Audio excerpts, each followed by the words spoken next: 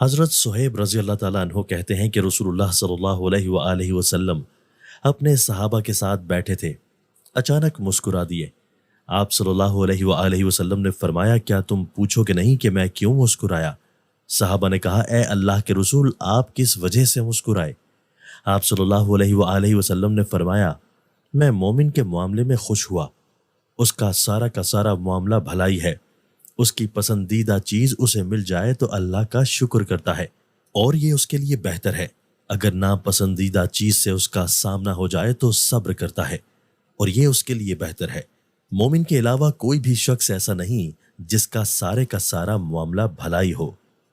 حضرت انس رضی اللہ تعالیٰ عنہ سے مروی ہے، کہتے ہیں نبی صلی اللہ علیہ وآلہ وسلم نے فرمایا، کون سی مخلوق ایمان کے لحاظ سے سب سے زیادہ ہے؟ صحابہ نے کہا، فرشتے۔ آپ نے فرمایا، فرشتے کس طرح ایمان نہ لائیں؟ صحابہ نے کہا، انبیاء۔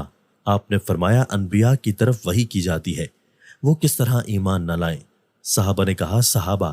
آپ نے فرمایا، صحابہ انبیاء کے ساتھ ہوتے ہیں تو وہ کس طرح ایمان نہ لائیں؟ لیکن ایمان کے لحاظ سے سب سے پسندیدہ وہ لوگ ہیں جو تمہارے بعد آئیں گے، تو وحی کو کتاب کی صورت میں دیکھیں گے، اس پر ایمان لائیں گے اور اس کی پیروی کریں گے۔